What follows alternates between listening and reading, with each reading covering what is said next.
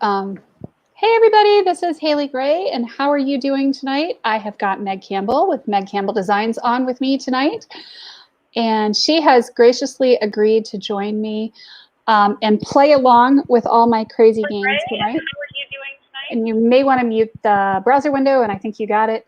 I got it. You got it. Yeah, you know how this works. So we were playing a bit. We were discussing earlier your whole thing that you are working on. So tell us a little bit about your product and your business. I am the creative genius behind Meg Campbell Designs. We specialize in solar lights and other fun, unique ways to add light because the world we live in is dark enough. It could use a little extra light. This is the closest one I have on hand. This is the August, I forgot what month it was, August jar of the month. They're solar lights, so as soon as it gets dark, and now it's not going to do it because it's not dark enough, they light up as soon as it gets dark.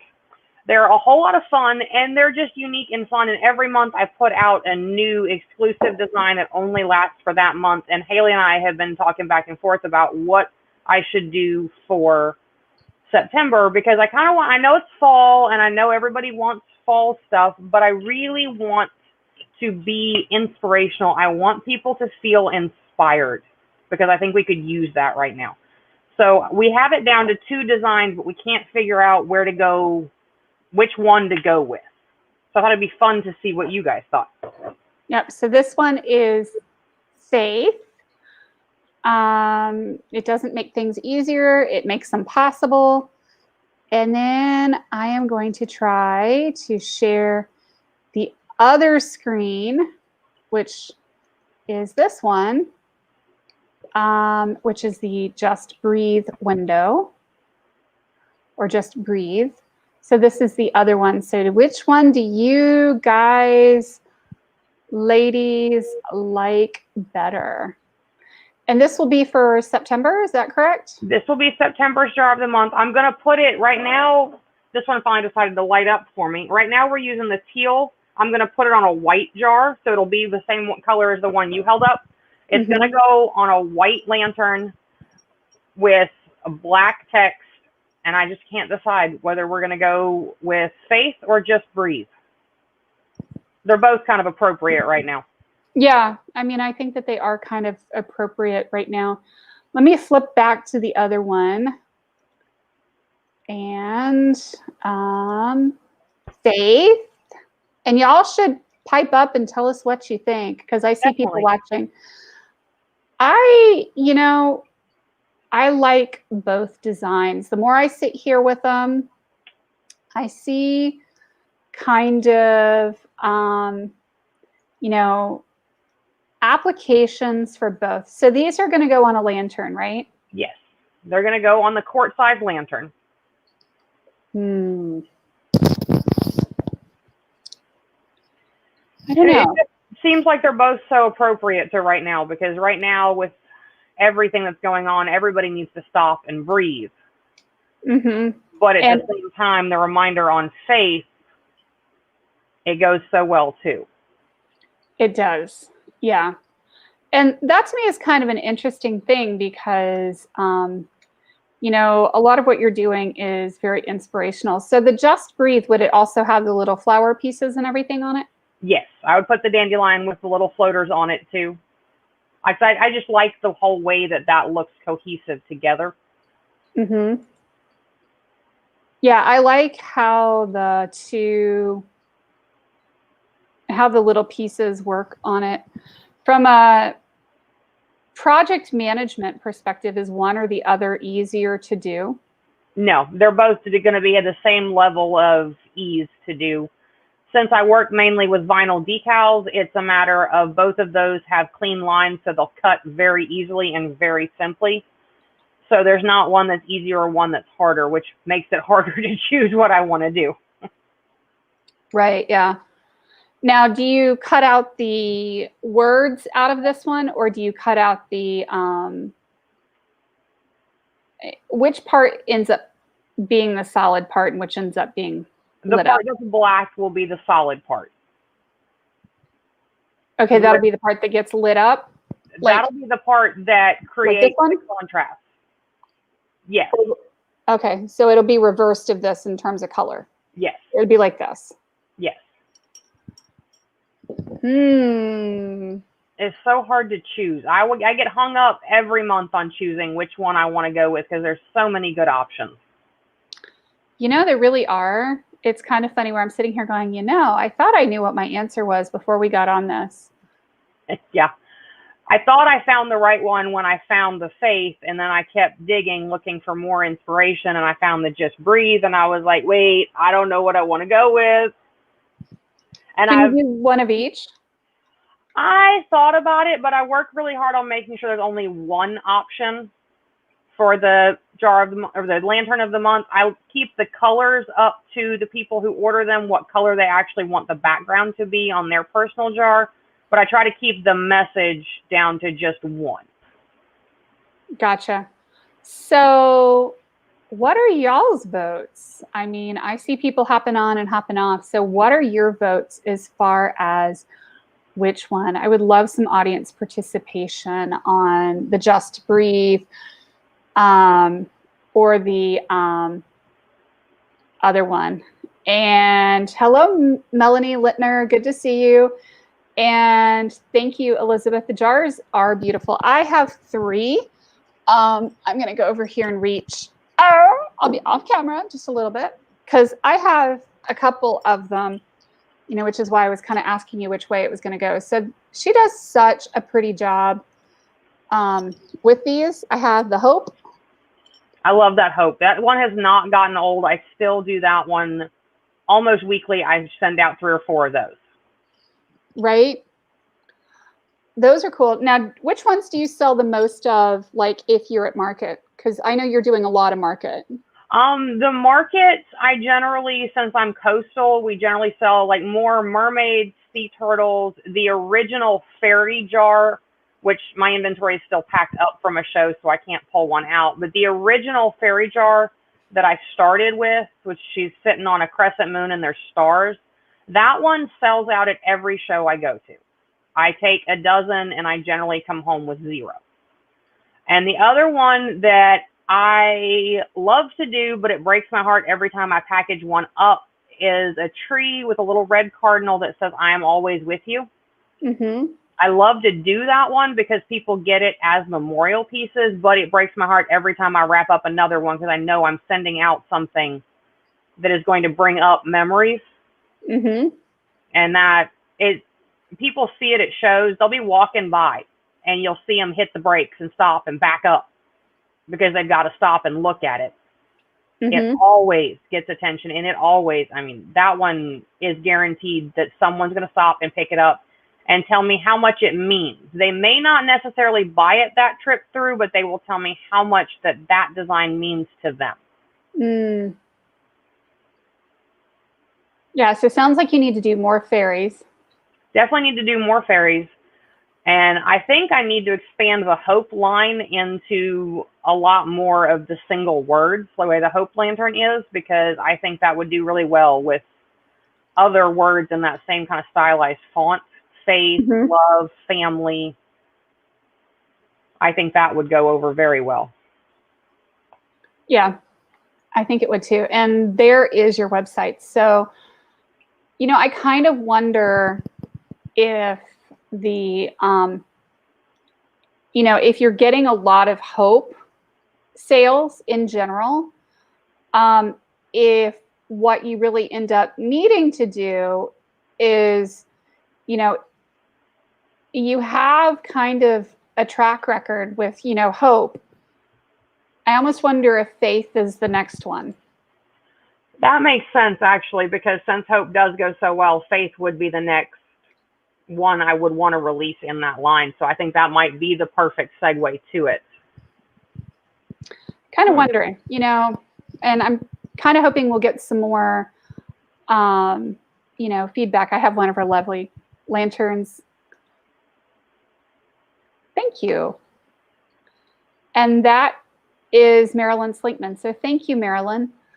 I have 3 of them clearly sitting here on my desk. I love them myself. Yeah, currently packed up in the trunk of my car because I will admit I was too lazy after this weekend to unload the car and I didn't feel like doing it today. I currently have 3 dozen. Just Of a which couple. one? I have just assorted varieties of the ones that didn't sell this weekend, but I have like 3 dozen in the trunk of my car at the moment. Oh, okay. Actually, you don't have that many. No, I don't. And I've got a 2 week break before I go back into doing shows. And it looks like it's going to be shows once September hits, the beginning of September, it looks like I may have a show every weekend through December, which is going to be amazing if they all take off and they don't get canceled at the last minute. Have you had shows canceled recently at the last minute, or? Not ones that I had committed to. I do a big monthly market that's about an hour away from me, and I do another little small local market. It's not really local. Everything to me is local if I drive to the coast. So everything's an hour away.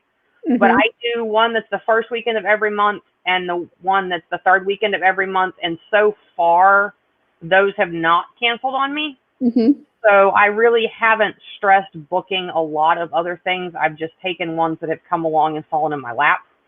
Right. You know.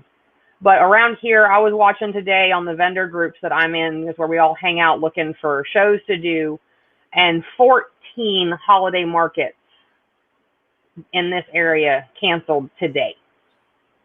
Whoa. And some of them have several hundred vendors. Wow. What was the rationale behind canceling them? Because they're still unsure with the COVID restrictions if they would be able to do it and if people will come out and shop. My experience this weekend says that yes, they will. People want things to do, and they're being smart about it. They're not clustering up in big clumps of people. People are staying separate. You can tell groups that come in together because they stay together, but there's no big, huge crowds of people. Mm-hmm. You know, the show I did this weekend is called Sea Glass Salvage Market. It's in Castle Hayne for anybody who's watching that's kind of local to this area.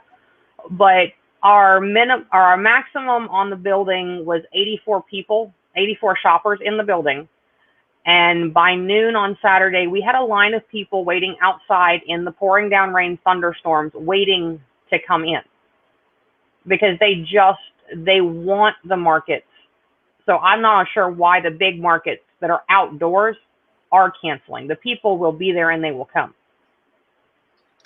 Yeah, I mean, I would think that they would, because if you're outdoors and you can separate and you can observe social distancing, I don't understand why they would cancel them. But I don't either.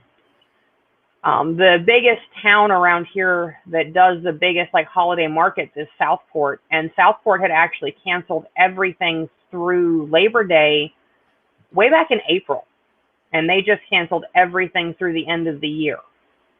mm-hmm. Let's just trying to think. All of the big like fall craft shows are done. Wilmington has canceled every single event that the city of Wilmington was putting on. They're all canceled and shut down, which is nuts because some of those shows can bring in 30, 40,000 people. Well, that's probably why they're shut, is the 30 or 40,000 people. Probably. That does make sense when you look at the numbers. It's one thing when you have 84 people in a building. It's another thing when 40,000 of your closest friends come to visit. Yeah, and some of the bigger shows, I think, need the bigger numbers of people to be able to pay for themselves. They do. They really do. I mean, I've seen consignment sales and consigning designer, or, you know, some of the kid-to-kid sales here, and they need to have a pretty large volume of stuff go through the building before they break even. They do, and that's true. It's hard to look at it that way from my seat because all you see are things cancel and money walking away, but that does make sense when you take a step back and look at the big picture. Right. Because it's not all about what happens in my little 10 by 10 booth. Right. No, it's the, you know, it's the lots and lots of people. I like Elizabeth's idea. In my area, they opened a big market that is open and artist work is displayed in co-op booths. The artists don't have to be there like a huge gallery. That, Elizabeth, would be a dream come true and absolutely fantastic. Yeah. Because then you can have your stuff in multiple places and you don't have to have all the vendors there. Yes. That would be really cool. That would be really fun. Mm-hmm. Yeah.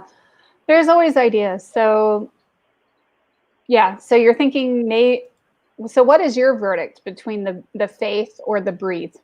I am leaning more towards going with the faith because of the popularity of the Hope Lantern. Mm-hmm. I think the faith would be the best segue into what people already expect from me. Mm-hmm. Oh, there's the Hope Lantern. Yeah. And I mean, it's kind of like already in line with your audience. It is. I think the Just Breathe would be popular, and I may shelve that for another month because going into October, I'll do Halloween. Thanksgiving, I will do, something along the lines of being thankful. And obviously Christmas is going to be a Christmas lantern, when we hit December. So that gets me booked through December, but then I have January. And Just Breathe might be right on the money for January. With it coming down from the holidays and the craziness of 2020 headed into 2021. And I'll take a deep breath and hope it's over. Yeah, we can only hope, right? Yeah, we can definitely only hope at this point. But yeah, no, I agree with you about the pre-planning out what the lanterns are going to be. I think that makes it easier to pre-promote it and have stuff. So how are you driving traffic to your website currently? Because I know you've done a lot of shows this year, and I know you've done a lot with your website. I'm still just driving it off of Facebook. And it's unfortunately not on my business cards because when I ordered my business cards, I didn't have the website set up. So I need to print out stickers and stick them on the back of the business card with the website on it because that will increase traffic as well. Right. Do you ever collect email addresses when people buy from you? I do not. I should, and I have the ability to do it on my website. I just need to sit down and figure out the ins and outs of how to actually create a list because my website's through Square. It's terribly convenient because everything is right there, one thing. And honestly, it's pretty much pre-made drag and drop templates, which for me is what I need. And they do have an email marketing segue on it that I could use. I just don't. Gotcha. Yeah, I've noticed that Square has its own built-in stuff that you can use to drive sales. Yes. Which is kind of cool. It is, and it's growing. Square has evolved a lot since I got my website. My website hasn't even been up for a year, but it is growing. Square itself is growing the capabilities of what it's giving its people the opportunity to use. Yeah, no, that's true. Oh, Elizabeth says you could add a sticker with a QR code that would lead to your website. That could work. That could work and would be simpler. Off to learn how to do a QR code. I have learned so much since February. It's ridiculous. Yeah. Well, it's a constant learning curve and opportunity for growth and gain and all that fun stuff. Yeah. So very cool. Yeah, I'm loving this idea. So what other stuff do you do other than just the lanterns? We added a DIY kit with the lanterns for people who like to put things together themselves. Right. Now there's a DIY kit for them. We also do lighted buckets, and all of my lighted buckets are still in my car. They're 5-gallon buckets, more aimed at camping, fishing, outdoor activities, but they have a LED waterproof puck light in them, and they are they're remote control operated. It's a little bitty light with a wonderfully fun remote. They have 16 colors, 4 modes that you can make them go. And in case inquiring minds want to know, yes, it is truly waterproof. How do I know? My husband uses his as a beer cooler. because you can put ice and water in it and stick the beer in it, and the lights still light up. So once it gets dark, you can never lose your cooler. Which, trust my husband to come up with that one. That is very innovative. We also do custom vinyl decals. We sell vinyl decals at shows. We do custom work for people when they want it. Mm-hmm. I don't really necessarily go out and push that angle, because of where I am, there's a lot of people that do it. Right. So I don't feel the need to jump into a pool that's already crowded.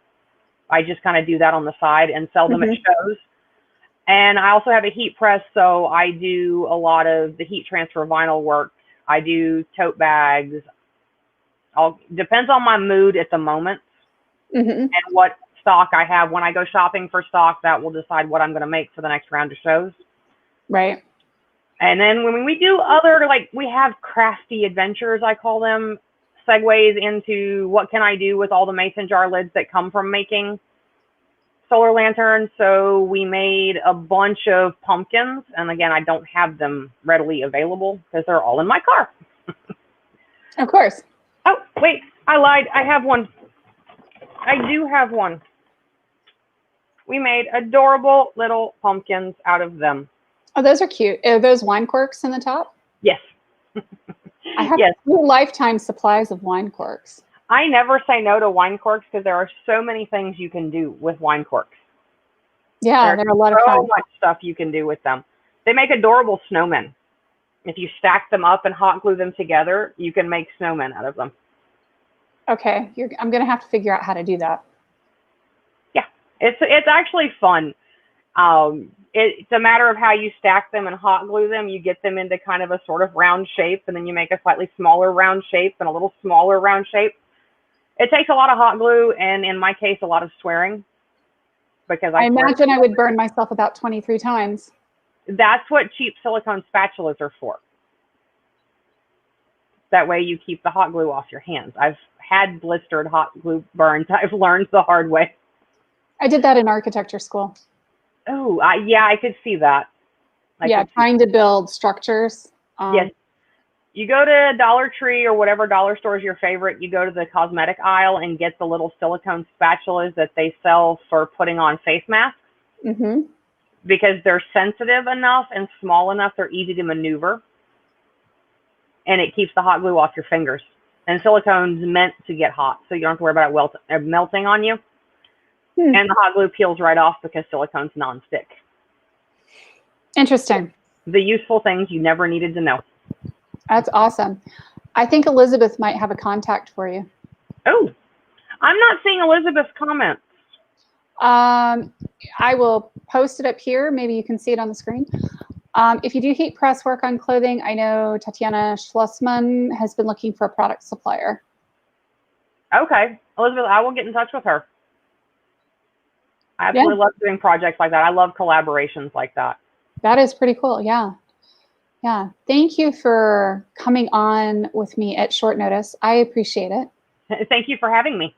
This is awesome. Yeah. And I'm going to switch to Susan Fessenden with Profit Logics, and I'm going to play like I'm doing something magical here. Thank you so much for joining us tonight, Meg. This has been awesome. Thank you, darling. Thank you. Hey. How are you? I'm good. How are you doing? Is this your first time with StreamYard? This is about my second week of using StreamYard. So this is really, really exciting here. It's cool, huh? I love it. I love it too, yeah. I've been eyeballing StreamYard for a while because I know people who simultaneously broadcast to a bunch of different groups and like you, and to do YouTube as well. So that to me was the big, awe-inspiring kind of win out of StreamYard. Yeah, no, and I like the branding that you can do. So when you upgrade, you can have like a little ticker banner that goes across the bottom that reminds everyone when your show is. You can do intros and outros and overlays. It's super fun. It's been really fun to learn.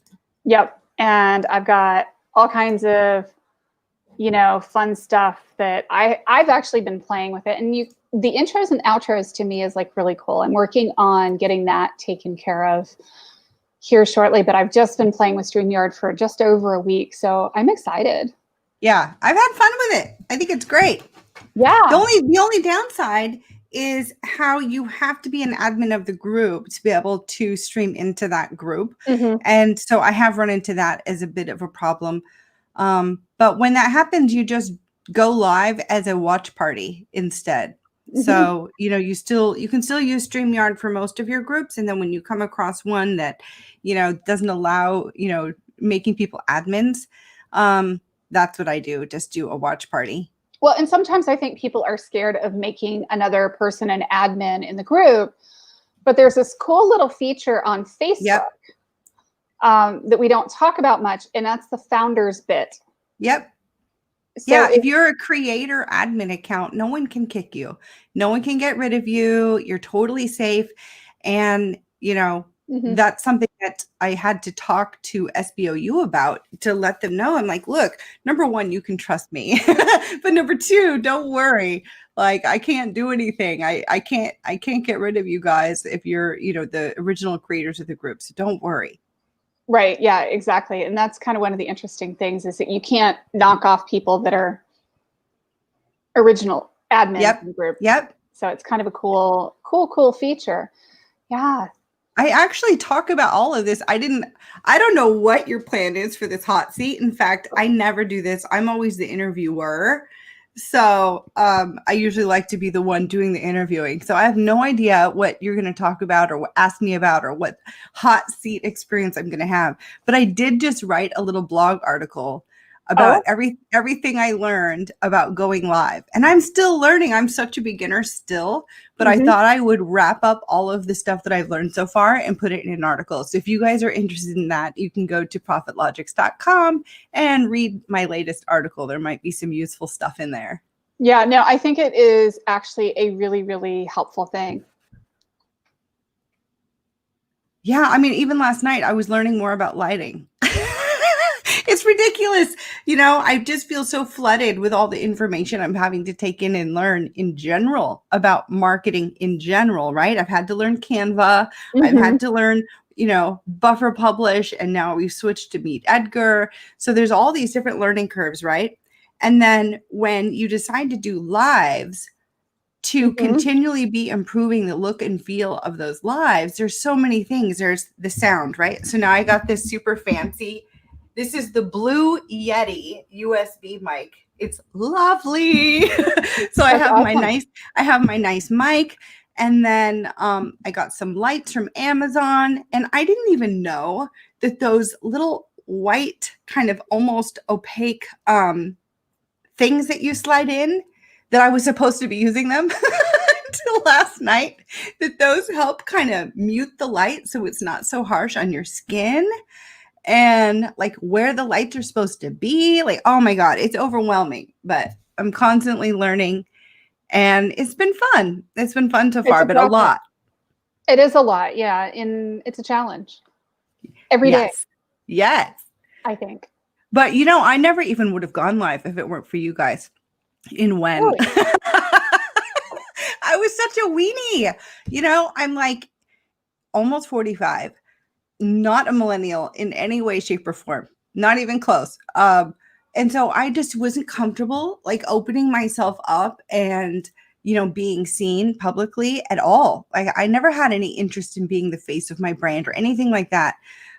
So it was quite the hurdle. And I was working with Jenny Wright on a couple of things. Shout out to Jenny. Woo, you're awesome. And she was like, just do it. Come on, go live with me right now. I'm like, I couldn't do it. But when I got off the phone with her, I did psych myself up and I finally went live in my little bitty group that I have. And I managed to stay on for like 2 minutes, but it was hell. It was like, I was on fire. Right? The first time I went live, it was horrific. Yeah. I don't think anybody believes me when the first you seem so comfortable I went with live. It oh my gosh. I am not an extrovert by nature. I don't like being on camera. Yeah. And Elizabeth is telling stories on you. And, you know, It was terrifying to me. So a lot of people are like, yeah, I can't possibly go live because I need to lose 20 pounds. And I'm That's like, how I'm like girl. 40. Oh, whoops, I just messed up. I was trying to open up the Wen group so I could respond to some comments, and now I've broken it. Oh, good. It all froze up. Hold on. Yep. Elizabeth said hi. Oh, see, it's totally broken now. I don't know what I did. All right, Oh, I'll good. stop. So what did you want to talk about, my dear? So I want to know what you do with Profit Logics. What's Profit Logics? What's that? I don't I'm know. just kidding. Well, like, do you want me to like explain how it came about? What is it? What is Profit Logics? Well, Profit Logics is my company. I started it almost about 2 years ago while here in Tokyo. And, my background is in accounting and finance. And then I kind of transitioned into ops and culture building in companies. And when we moved here to Tokyo, I knew that getting a job here would not be a good fit. I'm type A. I'm super extroverted. I'm a woman. And, things here are, kind of like the 1950s still. And so I thought this was a perfect time for me to put everything I learned in 25 years out there in one toolbox. So what is the first thing I did? I hired a coach. You always got to hire a good coach or advisor. And in working with her, I was telling her, from what I've seen, business is not that difficult. It's really like 4 or 5 main components. And if you put time and effort into thinking through and giving energy to these 4 or 5 components, you're going to be okay. Like, you can grow your business and you can make money. And she's like, well, what are those? And I literally at this table in the like 1 or 2 meetings with her, I scribbled down, it's like just a couple questions. And that's where I wrote down, like, who are we? Do you have a strong sense of identity? There's one. Right. The what do we do? Do you have a clear product line that makes sense with the who are we? Is it true to your purpose and, who your market is and all of that? And then where are we going? Do you have a clear sense of vision that everyone in the organization understands, is on board with? And the dreamy, fluffy part mixed with like details, right? To make it real. And then how do we get there? And that piece was all about the execution and the operations and the systems and processes. And then I just kind of stopped. So those are 4. And then I'm like, I feel like something's missing. Something's missing here. And then, it took me a little while and I thought, you know what? It's accountability. So that's where I came up with the 5th business question, which is, are we on track? So those are my 5 business questions. And those are kind of the framework that I use at Profit Logics when I'm working with clients one-on-one. And so usually we'll pull those out and work on each one. Some companies are really strong in one area or 2 areas or 3 areas, right? And so we kind of graze over those. And then we dig into the ones that are really missing, like maybe you're missing the process and the ops and execution piece. So that's what we focus on. So it's all customizable, it's flexible. And so that's kind of the consulting side of what I'm doing now. But my goal is that this is wrapped up for everyone to use and that it replaces traditional business plans, that it gives small businesses a really easy and flexible way to do the work on their business. You know how you talk about people working in the business versus on.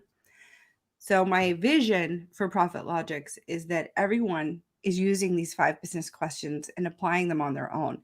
I've told people, hey, you don't have the money to afford like hiring me as an advisor, for instance. That's okay. Get a notebook out. Get out a notebook and start writing those 5 business questions down and start working through the components of those on your own. I want it out there for everyone to use. So I hope I didn't say too much. I'm not used to being interviewed. I love it. And maybe that's what this was meant to be. Yeah, I know you're breaking down my walls, which is great. I'm wonderful at doing that. And so, hey, Patty, I see you. How are you doing? Yeah, Patty and Meg and Elizabeth and Jotika, lots of people. That's awesome. I gotta say, I gotta give a shout out to your last person that you had on, Meg. Oh my goodness. I don't actually personally know her, but we've been connected on Facebook for a while now. And I swear, with every new post that she shares, I love her more. She's just wonderful. Isn't she? She's great. Yeah. I look forward to getting to know her better. Yeah, me too. And I mean, I keep buying lanterns. I have Oh, like really? I have a gaggle of Oh, them now. I have the little hope lantern and I have the little mommy baby. oh, that's really cute. Yeah. I am not creative at all. It's my biggest blind spot. This is why I'm terrible with like marketing and sales. So I'm like very, very, I um think that's just a story you tell yourself. well, I mean, I have some areas in which I can be creative, right? I mean, I came up with these 5 business questions. That's creative, Mm-hmm. but I can't like design crafts or anything like that. I used to try to paint with acrylics. I thought it would be good for me. And I would start out with a concept. And then because of that accounting side of me, like I just had to keep, oh, I got to fix that. Oh, I got to fix that. Oh, I got to tweak that, fix that, fix that, fix that. And before I knew it, I would just cover over the whole thing and have to start over. Turn it into mud. Terrible. Yeah. So There's I'm always actually a in lesson awe. in that. I know, but I'm always in awe of people that can kind of go with the flow with the process and create something amazing, Like it's awesome. It's a skill that it's not a muscle that is strong for me. We'll put it that way. It's a different way of thinking and seeing things for sure. Yeah. Yeah. So tell us, what is one thing that this group can help you with Profit Logics? This group has already done so much for me. Like seriously, I really love this community. And I don't even know when it was that I found it, but I'm really glad that I did. Me too. I feel like the quality of the group and the level of engagement, the level of supportiveness and encouragement from everyone in the group is really great. What I would really love now is more support, more people watching Happy Businessing with Suze. That would really help me. So there's a story behind this, and I don't mind sharing, but I hate sales. I've got a problem with sales that I'm working through with my own coach and advisor. But I've always had a problem with sales tactics, techniques, styles. It's just not really something that I feel comfortable doing. And it's not a confidence issue. That's usually the first thing they say. I know that I've got good stuff to share and I know the impact that I can make. It's not about that. I just don't like it, right? And I have negative feelings about it. And also, I spent most of my career doing non-marketing things. So marketing is also a weakness for me. And in looking at how I was going to go grow Profit Logics, this little show has kind of taken on like a really big part of my entire marketing program, right? And Mm-hmm. it's a way for me to get out there and for people to get to know my silly personality and see I cuss a lot and that I make funny faces and things like that. That I think it's really important that I continue to grow it. And now Absolutely. it's kind of created a life of its own. But what I really want is people to watch and comment and engage. And that's it. I think the rest falls. I'm a really big believer in abundance. This is another reason why I don't sell. I don't really worry about the money part. I'm not as motivated by money as I probably should be. But I have faith that as people start learning more about like the 5 business questions and how they can use them in their business, Mm-hmm. the revenue stuff's going to come. I'm just not that worried about it. What I want to do is I want to build relationships, build rapport, and educate. That's really really what I want to do. So Mm-hmm. yeah, you win, ladies. If you're able to tune in to my little show, that would be awesome. And, say hi and comment to help increase those views. And that way I can keep expanding it and I can keep having even higher caliber of guests on. Yeah. And Jatika says you're creative and profit. You created the 5 questions, right? Yeah. There you go. And What time is it? How long have we been on? I can't even tell what time it is. It's 10:44. You've been on For like like 15 have minutes. another 15 minutes or so. Cool. Yeah. And Meg says the key to creativity is being able to let go of the perfection because the work you do is perfect, says the OCD person. Ooh, who said that? Meg Campbell. Oh, of course she did. Thank you. See, I told you. Everything she posts, I just love her a little bit more. Uh-huh. Yeah. And Well, then Jessica says, and also, you know, I summer might as well teachers, let you that's what guys. you are. Oh, say again? Summer teachers, that's what you are. The passion you have is so evident. Oh, yeah. I can't strap that passion stuff down no matter how I try. But It's see, all that's there. awesome. I mean, that Yeah. passion piece is so important. You know, your enthusiasm for the topic is amazing. It's just amazingly, you know, attractive. Oh, well, I remember, so in my last role, I started as controller and then I was VP of ops for 4 years at Stevens Water Monitoring. And they are a small company, about 20 employees in Portland. And they design, manufacture, and sell environmental monitoring technology. Okay. So everything from sensors in the soil to understand moisture and salinity and, you know, all of that, but also whole weather systems. And then the data acquisition to get that data and be able to do something meaningful with it. Okay. And this company Yeah. had been around for 100 years and really was known as, like, you know, one of the best in this industry. And you know, we had all of these government agencies buying our equipment to do, you know, monitoring of these environmental conditions.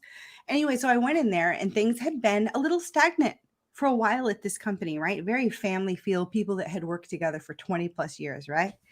And I came in there and the Right. goal was, let's see if we can reinvigorate some culture, which in turn, if done right, can reinvigorate revenue and profitability, right?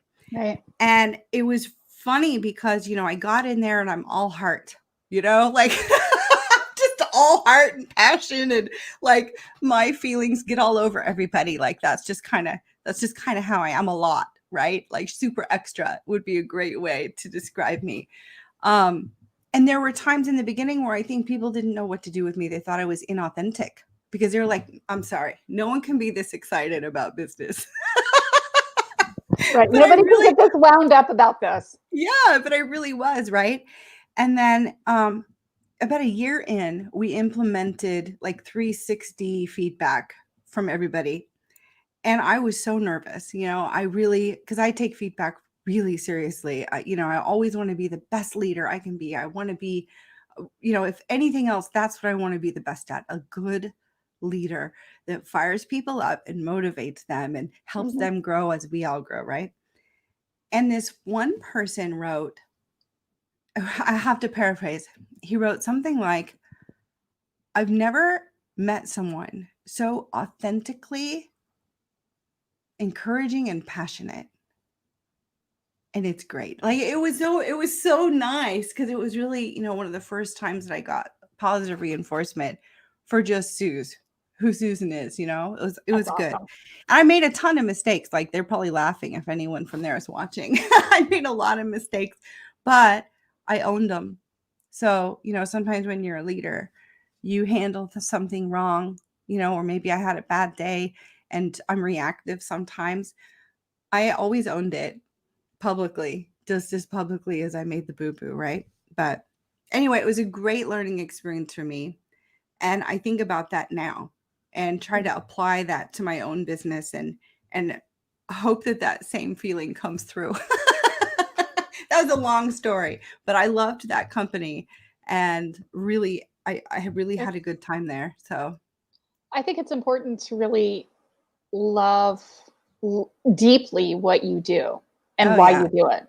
absolutely. It's everything. You know, as far as we know, most of us know, we only get one of these lives. And, you know, life is short. I want to love what I'm doing day in and day out. That's for sure. Mm-hmm. Absolutely. So, who do you work with? Like, what kinds of businesses do you work with? Well, because the program is flexible, it really applies to everyone.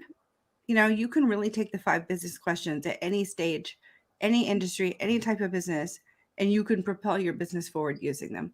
But my Mm-hmm. favorites the ones that I think are the most fun to work with and where I have the most experience is a family business that's expanding, because it's a big challenge to kind of build a culture and grow an organization from a family unit or family members that are connected in that way, and then incorporate outsiders in, right? So that's a specialty of mine. And I love nonprofits because one of my core values is working with conscientious businesses. And so if you have either a business model that is giving back or improving the community or the environment or something like a feel good or a noble business, then I'm all of a sudden like extra excited. So a lot of nonprofits are kind of my my fun area to work with. But even solopreneurs, if they see a vision to actually scale, like there are plenty of solopreneurs that plan to just be solo long term. And sure, you know, the 5 business questions can still help you, but you're going to get the most out of working with me or with the 5 questions if you have an intention to actually grow and scale up, have employees or maybe multiple locations, something like that. But I don't really have a preference, you know, between, you know, people are saying you have to have this perfect ideal client avatar. I don't have it narrowed down that much because I actually have really broad experience. So I've worked with lots of different types of companies and people. And I like that. I actually like the variety. So I don't clamp it down too much. It's not just women, you know, it's not just businesses of a certain kind. I love it all. And, you know, the more variety, you know, so if I'm working with 5 different companies at a time and they're all different, I'm in the zone. Like I love that. The variety is fun. That is cool. Yeah, no, me too. A lot of people are like, well, you should do digital marketing for one particular industry. And I really don't. We work with groups of different types of industries, but Yeah. industry best practices are always industry best practices. Yeah. Yeah. Absolutely. Very cool. So we have like 7 people watching at almost 11 p.m. That's amazing. We have 10 people. Yeah, if you're actually looking at the I only see like 7. That's amazing. Yeah, you can actually see that there's people on multiple pages that are watching. Oh, so, wow. Yeah. Here we go. I'm just looking. I never see when I'm streaming with Happy Businessing with Suze, I have too much going on. And I actually try not to look at too many comments because then I get distracted. Let me see. Oh, someone said you're only human. Humans make mistakes. Aw. Diana Barnes, hi. Cool. Summer teachers, that's what you are. The passion you have is so evident. Oh, yay. Thanks, guys. Yeah, she's been getting lots of great comments. No, and it's really important, I think, you know, to let that humanity out and be like, seriously, you know, sometimes I think we as women, especially, we feel like we have to follow the rules and do the business things and be, you know, rule followers, because this is how you act in business or else, Totally. right? You know what? I have something to share if that's okay. Yeah. I'm doing so much talking. I thought I was going to be super shy being interviewed. So in my career, I always worked with type A men. And I was 5'2" and like 100 pounds. I'm not 100 pounds anymore, but I was very little. And I felt like I was constantly trying to prove myself to these men in business all the time and be really like masculine and make sure that I didn't show much emotion. And so that is how I built my career. Like I had this this chocolate brown pinstripe pantsuit that I remember when I was like 28. I felt like such a badass. And I mean, I wanted to look like a very like boring masculine person. And not only look, but not just look it, but be it, right? And it was really hard for me, right? Because you see, I'm an emotional person. I'm a Myers-Briggs ENFP/J, but when my F is huge, 69% of me is feelings. I'm like a walking feeler, you know? And so I was constantly trying to be someone I wasn't. And it wasn't until that I got older and I started having these executive level roles that I really came into my own. And I decided, no, it's okay that I want to wear makeup and I want to play with my hair and I want to be feminine, but also show the other sides of me, which is my emotion. And I let myself cry at work a couple times. Yep. I couldn't stuff it down. I couldn't hold it down.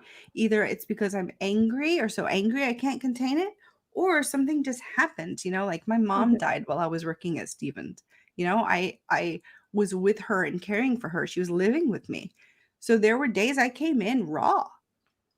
And as uncomfortable as I was crying, because I didn't want to be that cliche. I didn't want to be that chick that's crying at work. This is why we can't hire women in executive positions.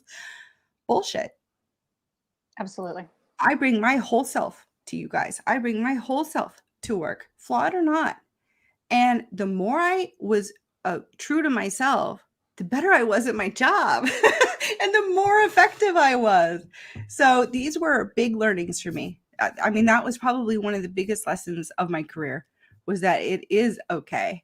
I mean, obviously you don't want to be a ball of emotions all day at work every day, right? That's not effective. But showing emotion when it's prudent, when it makes sense, is totally fine. Yep. And in fact, I had a male CEO who cried a couple times. So that helped too, breaking cool. down those walls. So we get the question, what's your advice to Lone Rangers? My weakness is that I am not a team player. Please give me your opinion. Me individually, I'm not a team player either at all. Like, I'm so used to being really independent. This actually affected my dating life when I was single for so long. But also with work projects, because I have a hard time trusting others to do their job. It's terrible. And so even when I had teams and people who were capable, I wouldn't always fully delegate. Like, I would delegate and then I'd be my control freak self, right? Which is not a good way to lead and not a good way to help them grow. So let's see. Advice. 1, pick the people well.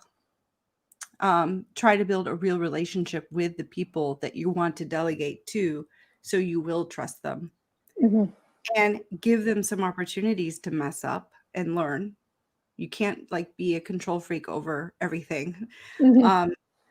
And there have even been people that I've taught accounting to, right? And maybe in the beginning they felt like they weren't very good with numbers, and we would have to go over the same shit over and over, week after week, the same stuff I've taught this person. Stay in there, keep developing them, because oh my gosh, they end up coming through. They, a lot of times if you just hang in there with them, they'll come through. But right now my team's pretty small, but I do feel like I have a trusted team. I have my marketing branding guy that did my website. I knew him from Stevens, right? So I knew that I could trust his work, Mm-hmm. even though we're very different. I have, Orana, which is wonderful. She does a lot of my other creative work, my social media stuff right now. It's tough being a Lone Ranger. I even go through this in my relationship with my husband. I end up doing stuff myself because maybe I don't like the way he did it. Like, how does that make sense? It's like, let it be good enough. Oh my goodness. So I guess I don't have some straight advice for that. It's a tough one. You have to weigh the benefit of the help, I guess. But that's always been a hard one for me. Well, and I Always. think that's part of the nature of being an entrepreneur, is you wouldn't have, gone out on your own if you weren't, to at least some extent, capable of being a Lone Ranger. Yeah. Yeah. You have to sort of have that bit. Yeah, the independence and the self-confidence and the self-reliance is everything. But, as Haley knows, I was pulling my hair out with the learning curve on all this marketing. I was at the point where I'm like, I can't do this anymore. I need help. So I've hired Haley to help me with the guidance and a plan. And I've relied more strongly on some of these people. And I have this now. It's like, I feel like, wow, these people actually do know my business pretty well. This is going to be okay to delegate. Oh, but it is kind of scary. That's one of the reasons why I actually put off social media help for so long. Because I'm like, no one's going to understand my business like me. No one's going to understand my authentic Sue's voice coming through in my posts. Mm-hmm. And that just simply wasn't true. People can learn. So anyway, And I'm glad. absolutely, people do relate to that Sue's voice very well when you use it. Yeah. Yeah, I'm the GIF queen. I love posting GIFs on all my groups.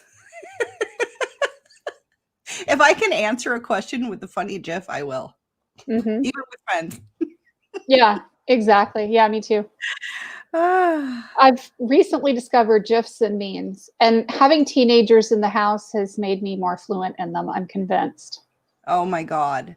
Well, so I was single for really I got married really young. I got married at 19 to my high school sweetheart. That was a huge mistake.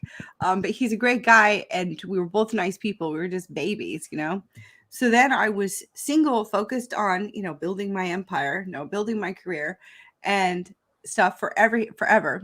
And I would try to date, but honestly, I worked like crazy. So it wasn't a priority of mine. But I met my sweet husband about 5.5 years ago, and he was a single full-time dad of twin teenage girls.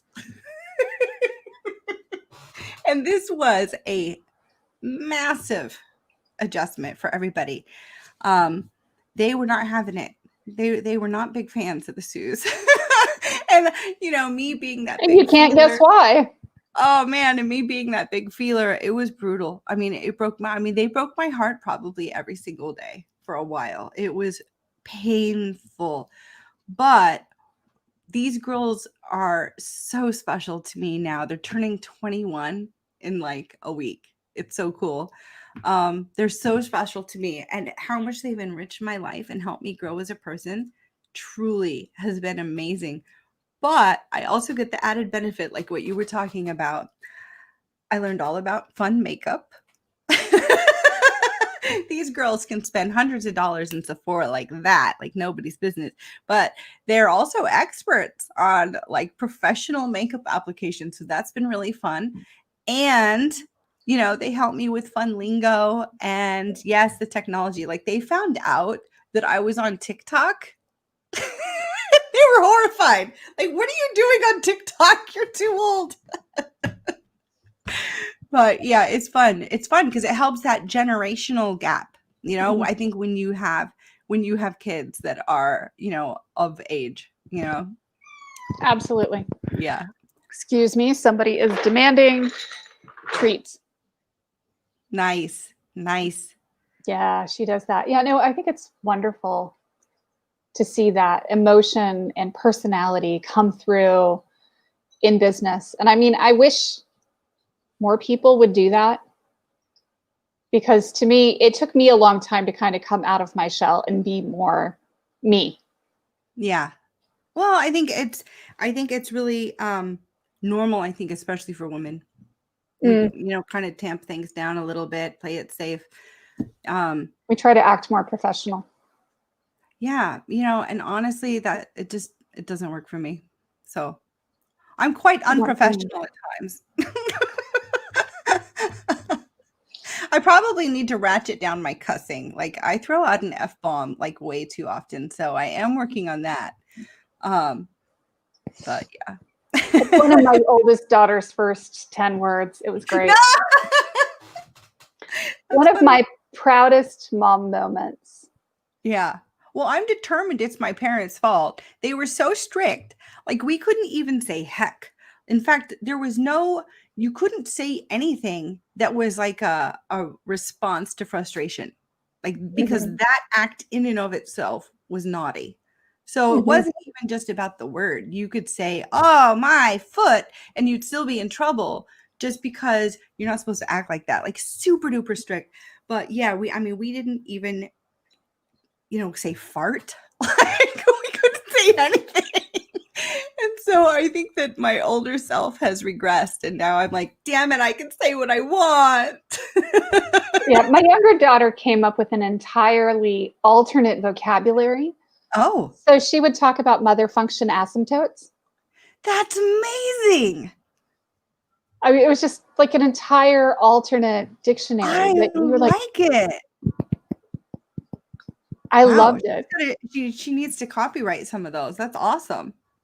Yeah, it was entertaining. I mean, some of the ones that she has come up with have been really, really entertaining. And Yeah. you know, as mom and me, you know, I honestly am kind of proud that she's kind of a bit of a rebel and gonna go out and go grab the world by the tail and shake it a bit.